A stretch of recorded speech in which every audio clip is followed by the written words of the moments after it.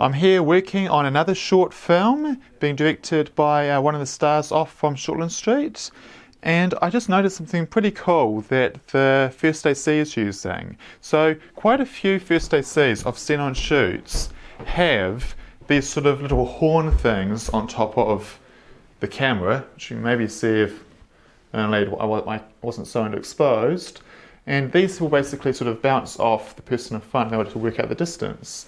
And then you will see over on their First AC stand, that will have like sort of distance over here in front, so they know how far away it is while they're pulling focus on, this is a Nucleus M. And let's just bump up my exposure a little. Oh no, that's all good there. Anyway, and he's actually got two monitors here. So what he has set up, this is just like a normal monitor, then this is a punched in monitor, so he doesn't need to like take his hands off his focus wheel. He can just simply glance from one side to another if he wants to check how sharp the focus is. Then he'll just glances back to the previous monitor to see the whole picture of what the camera is. Kind of cool.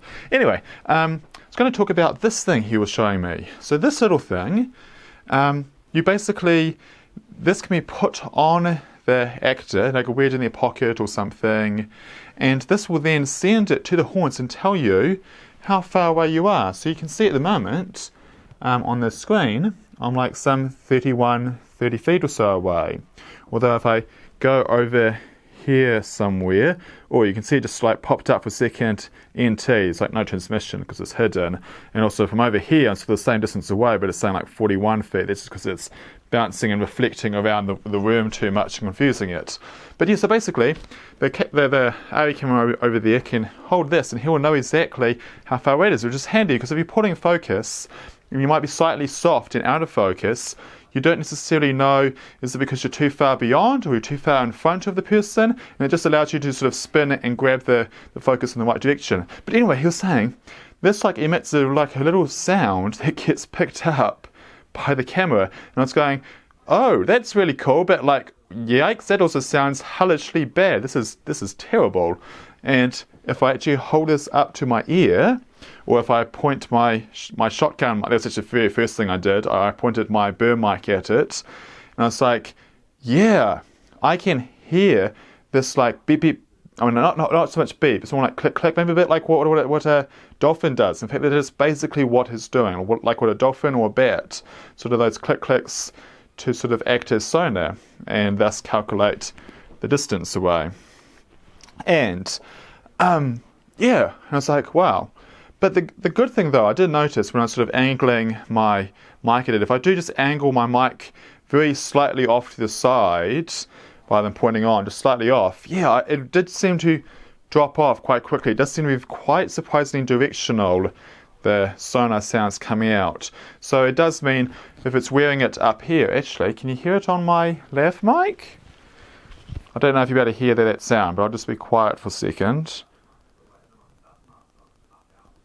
And yeah, so if you're wearing it up here, you know, perhaps my burn mic will pick it up, but if you're wearing it like down clipped on your pants or something, yeah, it shouldn't have any impact, I would think, at least not that I've noticed. And but it was still obviously, when they're pulling focus, the person that they're on the same plane of focus, you know, if you're pulling focus to where their pants are, it's the same as pulling focus to where their face is, more or less.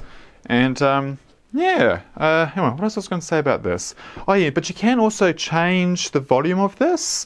So one of these buttons, was it this button? Yeah, so he changed the screen around.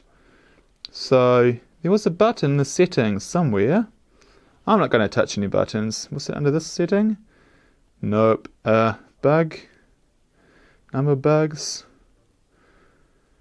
I'm not going to touch any more buttons. But anyway, there was a setting on this that basically allowed him to change the volume of this, and it could actually be pulled down to much quieter. So that even when I was holding it like right up next to my ear, I could like barely not even hear it at all. Also, the other thing is, like this is the correct side that it comes out. You can see a little like grill of the microphone. If I flip it to the other side, even if I hold it up to my ear, even at full volume, I can barely hear it. So it is quite directional, so if you point it away, it's not that bad. And yeah, the funny thing about the user interface on this was there was actually like a little soundy person face, and it looked like sad, like straight smile on like the loud, and when you put it to the quiet, it goes to a smiley up face. And I was like, oh, that's quite thoughtful of them to think about that.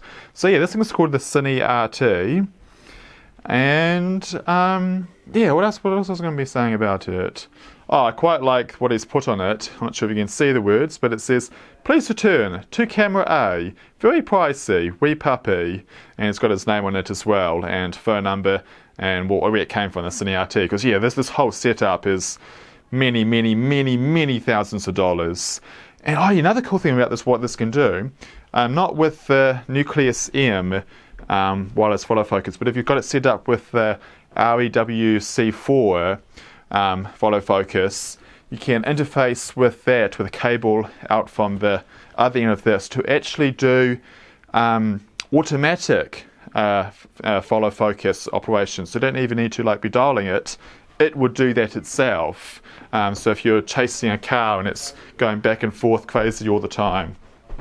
So yeah, pretty nifty. And yeah, I'll just call this over and out because I've rambled on enough about this little device. But yeah, it's just it's always good to be like on your toes, seeing like what random new gadgets there are that might be creating noise and messing around and interfering with what you're trying to capture. But it's quite nice that I feel like this, even though it sounds a bit risky what it's doing, it seems to have actually put a bit of thought into it, and it's got customability, and it doesn't seem to be like interfering with any noise capturing that I want to be capturing. And over and out for this scene.